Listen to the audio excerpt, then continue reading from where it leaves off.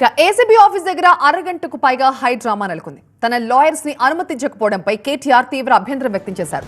ACB office ముందే 45 నిమిషాలు wait చేసి మరీ వెళ్లిపోయారు కేటీఆర్. ఏసీపీకి లిఖితపూర్వకంగా స్టేట్మెంట్ ఇచ్చి వెనుదిరిగారు ఆయన. తాను చెప్పనిది చెప్పినట్టు రాసుకోవడానికే తన వెంట లాయర్స్ ని ఉండనివ్వడం లేదు అంటున్నారు కేటీఆర్. లాయర్లు లేకపోతే తాను ఇవ్వని స్టేట్మెంట్ ని కూడా ఇచ్చినట్లుగా రాసుకునే అవకాశం ఉంది అన్నారు. ఇక ఏసీబీ నోటీసులకు లిఖితపూర్వకంగా రిప్లై ఇచ్చారు కేటీఆర్. రాజ్యాంగం మీద గౌరవంతో నేను ఇక్కడికి వచ్చానని చెప్పాను.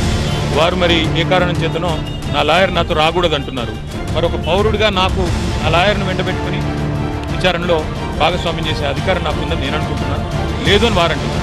భారత రాజ్యాంగం నడుస్తుందని నేను అనుకుంటున్నా. కాదు రేవంత్ రెడ్డి రాజ్యాంగం మాత్రమే ఇక్కడ నడుస్తుంది తెలంగాణలో వాళ్ళు అంటున్నారు.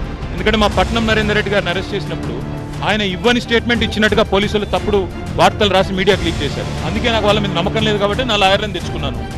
మాకు ఇంకో సమాచారం కూడా ఉంది. నేను ఇక్కడికి రాగానే కావాలని కేటీఆర్ ఇంటి మీద రైడ్స్ అని చెప్పి అక్కడ రైడ్లు చేయించాలని ఆలోచన చేస్తా ఉన్నాను. రైడ్ చేసి కూడా నాకు తెలిసి ఏం చేయబోతున్నారు, రైడ్ చేసి అవసరమైతే కొన్ని ఇంప్లాంట్ చేసి కొన్ని లేనిపోని సృష్టించి అందులో ప్లాంట్ చేసి దాని మీద కేసు బనాయించాలనేది వీళ్ళ చిల్లర ప్రయత్నం. నేను చిట్టినాయుడు గారికి చెప్పేది ఒకటే, నువ్వు ఎన్ని డ్రామాలు చేసినా, ఎన్ని కథలు పడ్డా, ఎన్ని అక్రమ కేసులు పెట్టినా, నువ్వు రైతు భరోసా ఎగ్గొట్టింది ప్రజలకు తెలుసు, నువ్వు మాట తప్పింది తెలుసు, 420 హామీలు ఎత్తగొట్టింది ప్రజలకు అర్థమైంది. నువ్వెన్ని చేసుకున్నా తప్పకుండా నిన్ను వదిలిపెట్టాం ప్రజాక్షేత్రంలో.